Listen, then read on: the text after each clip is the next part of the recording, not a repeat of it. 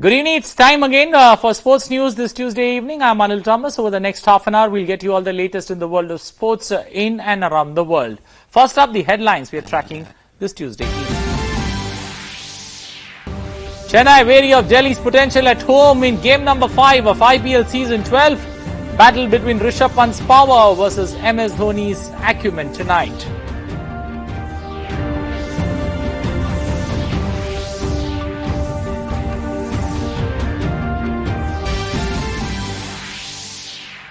Gale-storm in Jaipur as Punjab beat Rajasthan to kickstart season 12 with an away win. West Indians slams 47 balls 79 as Kings register a 14-run win over Royals.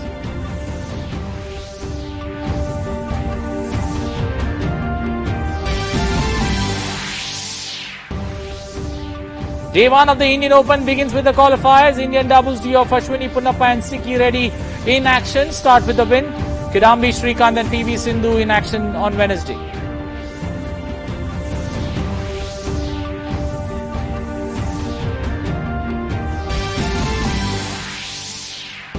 India faces nemesis Malaysia in the crucial third tie of the Sultan Azlan Shah Cup.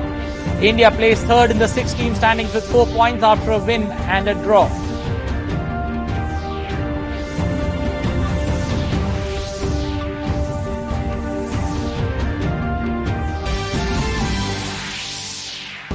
And Roger Federer defeats Filip Krajinovic in straight sets at the 2019 Miami Open.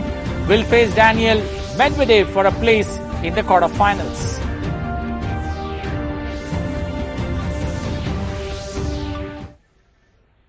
Well, first up, the story from IPL. Defending champions Chennai take on Delhi at the Firozshah Kotla Stadium today. Both the teams will look to continue their winning momentum after recording impressive victories in their IPL openers. Chennai were particularly rampant in their match against Bangalore as they dismissed them for just 70. MS Dhoni will hope his spinners are in top form when they face a formidable batting unit in Delhi.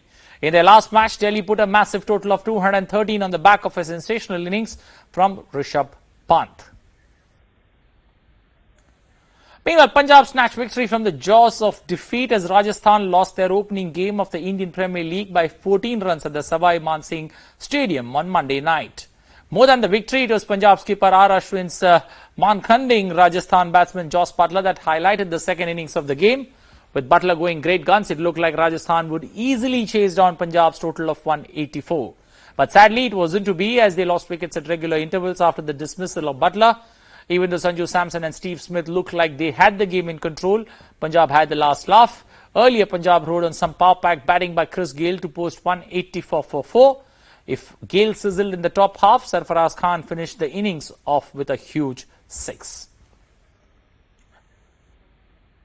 Rajasthan opener Jos Buttler was run out in a controversial manner while at the non-strikers end during the Indian Premier League match against Punjab by skipper R. Ashwin in Jaipur on Monday night. Buttler became the first victim of a dismissal popularly known as man-khanding in the history of IPL as Rajasthan lost the thrilling match by 14 runs. With Buttler going strong at 69 of 43 while chasing 185, Ashwin ran out the Rajasthan opener when he backed up too far. As per the laws of the game, the third umpire declared Buttler out, but such a dismissal had always raised eyebrows in the games, perhaps unfairly so.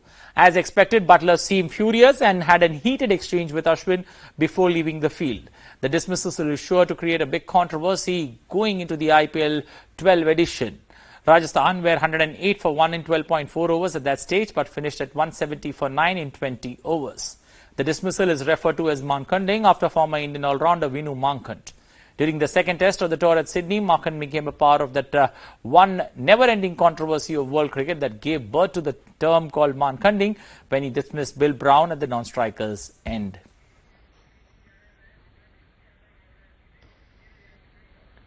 Well, at this point of time, before we discuss, coming back to IPL and talking about IPL, we've got Rakesh Rao in the studios this evening to discuss IPL. The match gone by, the big match today between Dhoni and Rishabh Pant. But first, let's come back to that big game today between that's going to take place in the national capital. MS Dhoni coming with his team to Delhi to take on Rishabh Pant and Shreyas Iyer's team. That's Delhi. Rakesh, looking at this big game, would you say Delhi had a good start playing away from home? And Chennai today coming to Delhi. Playing at home has always been a bit of an Achilles heel for Delhi. Do you feel that this season it's a fresh beginning and the Delhi unit looks a totally, a changed one? See, the nucleus of the team remains the same, but the approach is completely different because you have somebody like Ricky Ponting in the company of Saurav Ganguly. Now, these two guys together can think right for sure. And then they have a team which has the potential to go all the way in my book. But then again, somebody like Shreyas Iyer, he's the one who is a leader to an extent, yes. But if he can be told what to do, he's capable of executing all those things. So as far as the team think tank is concerned, you have two great cricketing brains. Apart from that, of course, you have Shreyas. Now, if you look at the resources which the team has, after what they could do in 2018, they hired two individuals, both local boys, one Shikhar at the top, the second Ishant, to just strengthen their pace attack. Now, when you look at their pace attack, suddenly you think that is the best available attack in the IPL 2019. You have Ishant, you have Trent Bolt, and you have like Rabada there. Now, these three guys together, this is really intimidating. Now, if you look at the spin option, they do have, a few there. Amit is the main one there. And then, of course, you have Rahul Tivetia and a few others. But if you look at the batting department, the right up there, if you see, you have right up there, you have Shikhar, you have Prithvi Shaw, you have, Shreyas Iyer. Then that entire lot suddenly looks good with Rishabh Pant forming that kind of, he is a single man middle order in one sense. If he's allowed to come at number 4, he can be very, very destructive as he showed the other night. Rakesh, Rishabh Pant in IPL looks a totally different entity as compared to Rishabh Pant that plays for India in the shorter format, a T20 or a one day. What's the difference, or how is that course correction that Rishabh does that, he doesn't click for India, but he clicks for IPL? See, for me, what this young man actually thinks is that, look, this is more of an entertainment. For him, he just plays to the galleries here. That is what he does. And he does it with such, just look at his rate of success. It's amazing. The kind of shots that he can play during practice, he actually executes them against some quality pace bowling. Some spinners who can play havoc, he can take them to the cleaners in no time. So, the pressure is not there for him. He just, the kind of person that he is, he loves to be himself. He loves to entertain individuals around him. And that is exactly what he takes to the crease when it comes to IPL. Okay, will this outing tonight be all about, Rishabh Pant versus MS Dhoni? Because, generally comparisons are done. And, this comparison has always, has been going on for a long while. So will, the fight between, MSD's acumen versus big hitting, power hitting by Rishabh Pant be on display today? You can't say that because, see, Dhoni is one individual who was so honest the other day. He said that we won on a wicket which was not a T20 wicket. So he said, had we lost the toss, we would have been at the other end of the same outcome. So he knows how they won the opener. If you need to score 70 runs, if both teams are taking 18 overs, that's not great advertisement for a T20 game. So he knows the first game he must have just kept it aside. Now he's coming to a surface where you know that runs are going to be scored. Now the first match, Chennai Super Kings won entirely based on what their spinners could do. Here on this wicket, which offers a very slow and low turn, there I don't think the spinners are going to be very effective. He has to rely on his faster bowlers, and that we haven't seen as yet. So for Chennai, it is like a new match at a new surface against a side which is upbeat. So Dhoni has reasons to be wary of this particular team. They are not going by the past records. If you look at the records, I think it is out of 18 games, Chennai has won 12. So and Dhoni is not the one to go by stats. He wants results, and this is one side which gives a lot of importance to experience. So what we are going to see is an experienced side taking on a very upbeat side. So it's tough to say, who is going to actually go all the way. But I definitely don't see it as a Dhoni versus Rishabh contest. Okay, coming back to that big game yesterday, Rajasthan versus Punjab. The controversy or the creation of a controversy more on social media about R. Ashwin running out Joss Butler. Do you believe that's the need of the hour there? What R. Ashwin did was more the need of the hour as a captain because he saw the batsman had left the crease and he did it? Or do you feel, the spirit of the game, that's what has been spoken about by all former greats, the spirit of the game somewhere is destroyed? Anil, we'll have to understand the rule here. The rule was amended in 2017 just to counter this spirit of the game thing. What exactly is spirit of the game? What are we talking about? You mean to say that when a bowler bowls a ball outside the leg stump, it is called wide. When a bowler doesn't bowl in line of the stumps, he doesn't get an LBW decision. Now, when all these things are happening, the entire rules are not in favor of the bowlers at all. It is lopsided. It is heavily loaded in favor of the batsman, and then you label it as this is a batsman's game. Now, where is the spirit of fairness here? That itself is not there. So let's not question this. A. B. That amended rule was very clear to counter this argument of an act where a batsman is taking undue advantage of leaving his crease, where the decisions are made by fractions of MMs or whatever. When you see the replays, here he is getting a 6-inch to a foot start. He's leaving the crease. Just watch that. True. See, now you cannot give that unfair advantage to the batsman where he has to cover 22 yards and he almost takes half a yard. He's taking a half a yard head start. So the spirit doesn't come into play here. The rule was amended to counter this whole thing. So I'm completely with Ashwin that what he did was well within the laws of the game, and it was given out by a third umpire. He just did what he did, but the umpire deemed it fit to raise the finger.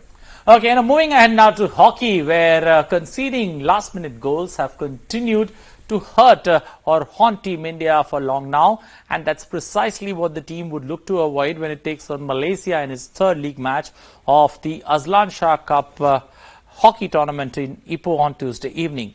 India are currently third in the 6-team standings with 4 points after a win and a draw. Host Malaysia are leading the chart with maximum points at 6 after a 5-1 and a 4-3 win over Poland and Japan, respectively. Well, coming to now India Open, PV Sindhu and Kidambi Srikanth will be the top seeds in the India Open in the national capital. The Indians receive the top billing in women's and men's singles respectively after China's Cheng Yufei and Shi Yuki withdrew from the tournament. World number 7, He Jingbao, will now lead the Chinese challenge in women's singles, and the Chinese have come with a strong 25-member team for India's premier badminton tournament. Victor Axelsen loves India and aims to secure a second title at the India Open. The former world champion praised the current crop of Indian shuttlers, describing them as highly competitive and dangerous. The Denmark former world number 1, who's won a silver at the All England Championship this month, starts firm favourites to win the Indian Open crown, a feat he achieved in 2017 after reaching 3 back-to-back summit clashes from 2015 to 17. That's of course really tough to say since I'm the second seed and Xu Qi is the top seed, so I think it's a little bit early to start thinking about that matchup. A lot can happen. However, personally I hope to do well and we'll see how far I can go. But I'm definitely confident that I can do well, and if I have to meet Xu Qi, I will of course try to do my best. The India Open will have Kidambi Srikanth, Sameer Verma and B. Sai Parneet in the top half, while HS Prannoy starts in the bottom half of the draw, which also features second seed Victor Axelsen, who will receive the top billing following the withdrawal of top seed Shi Yuki of China. I am ready for it, and let's see how I will perform. And it's starting from Wednesday, and I'm ready for it. Saina Nehwal will be missing the home challenge as she pulled out of the tournament with an injury. London Olympic champion won the Indian Open women's title in 2015. Olympic silver medalist and former champion PV Sindhu will now be India's only title contender in women's singles. हमारा challenge ये player के साथ हम जो चाहते हैं Indians में सारे हमारे प्लेयर जो हैं इसमें मेडल लें, गोल्ड मेडल लें. World number 4 He Jingbao will lead the Chinese challenge in women's singles, and she will be looking forward to some exciting duel with Olympic silver medalist PV Sindhu. China will be fielding its biggest contingent at the India Open this season, with as many as 25 shuttlers competing in the tournament. The India Open will be played at the Indira Gandhi Stadium from March 26th to 31st. Anil Thomas, DD News, New Delhi. Well, day one at the India Open in the national capital is currently underway. Six-seed Manu Atri and B. Sumit Reddy will lead the challenge in men's doubles, which will also feature Arjun Amar and Rajendra Shlok. In women's doubles, Ashwini Punappa and N. Sikki Reddy have started off with a win, while Begna Jakampuri and Purvisha S. Ram will be in the fray, while Pranav Jerry Chopra and Sikki will be the best hope in the mixed doubles event. Well, we still got Rakesh in the studio. Rakesh, a look at the draw. First, let's come to the men's half of the draw, where we've got many stars. How do you look at the draw? Does it favor the Indians, or would you say it's a big slug? Not exactly. See, because this time we are having the event at a new venue. That means there's no home advantage to those who are representing India. Okay. So, see, okay. Apart from that, if you look at the field, I think Victor Axelsen looks pretty good to win, going entirely by the ranking. He's a ranking favorite. He's not the favorite otherwise, but yes. If you look at the Indians, Shrikant hasn't been looking in great form. Sai Praneeth, if you ask me, the way he beat Chen Long recently at the Swiss Open, so that is something to go by. HS Prannoy has been struggling with injury and of course struggling with form. Samir Verma had a fantastic 2018, but he still has to make his presence felt in 2019. But then, of course, he's confident and his draw looks quite tough. So I'm not expecting at least Samir to go a long way. But yes, in the second round, since there'll be a match between Sai Praneeth and Samir, it's quite likely that one of them is going to go through.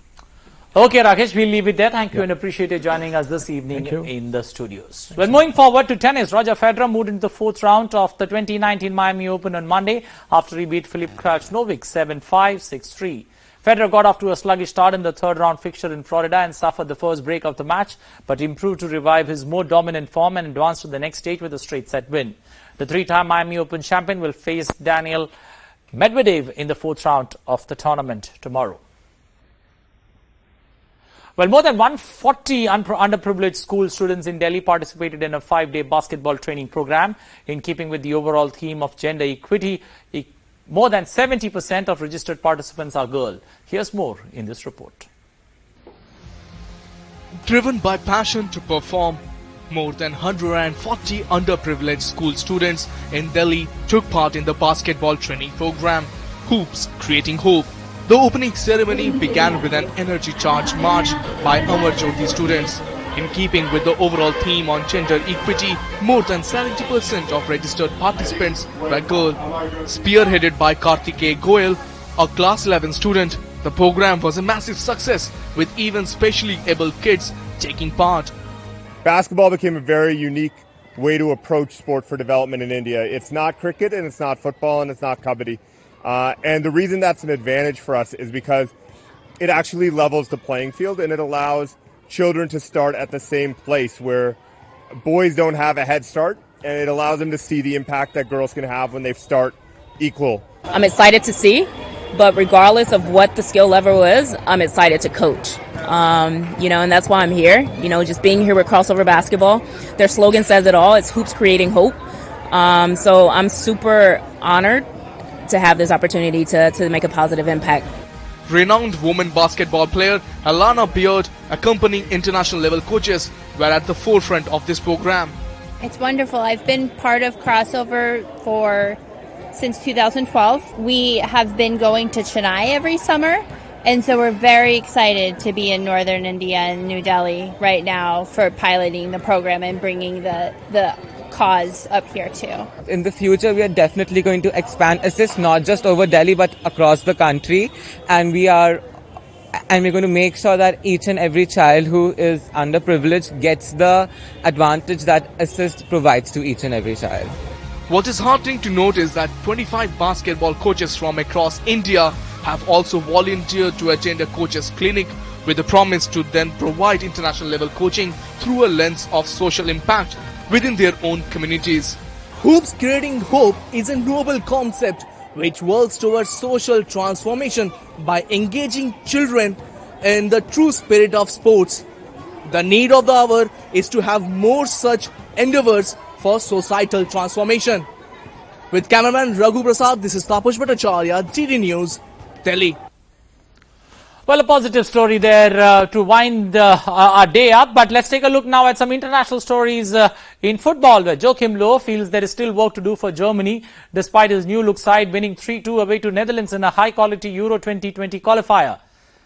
Ganbary and Leroy Sané scored superb goals to give Germany a 2-0 lead in Amsterdam in Group C, but Memphis Depay inspired a turnaround after the break with a goal and an assist.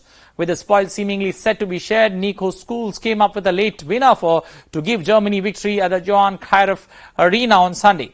It was revenge for Germany, beaten 3-0 by Roland Koeman's side in the Nations Cup last year, and their first victory away to the Dutch in 23 years. For the first time in a long time, Joachim Löw can breathe easy.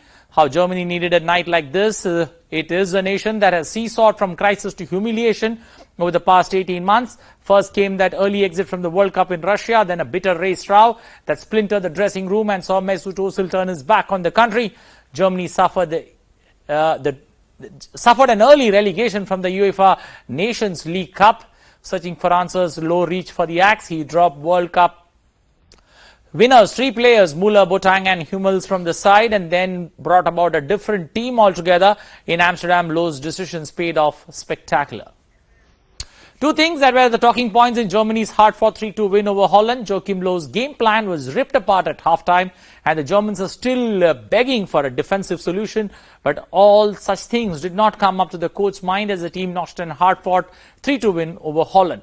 Germany showed attacking fluidity without Timo Werner, and the young team getting that important win and crucial points are the only 2 things that mattered to the coach in the end.